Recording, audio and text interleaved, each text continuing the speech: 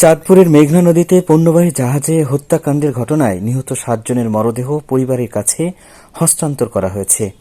মঙ্গলবার দুপুরে চাঁদপুর শহরের স্বর্ণখোলা রোডে মর্গ থেকে এক এক করে মরদেহ নিয়ে যান পরিবারের সদস্যরা। এ সময় স্বজনদের আহাজারিতে ভারী হয়ে ওঠে সেখানকার পরিবেশ।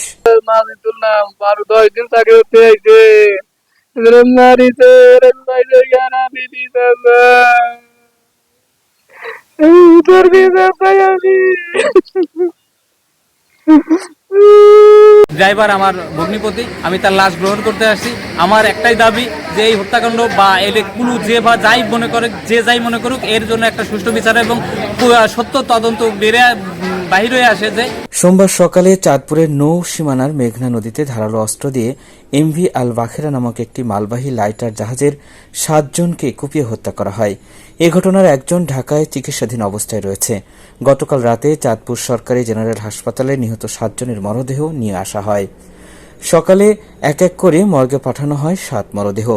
এদিকে জেলা প্রশাসনের পক্ষ থেকে নিহত পরিবারের হাতে 20,000 টাকার চেক ও নৌ পুলিশের পক্ষ থেকে 10,000 টাকার চেক প্রদান করা হয়।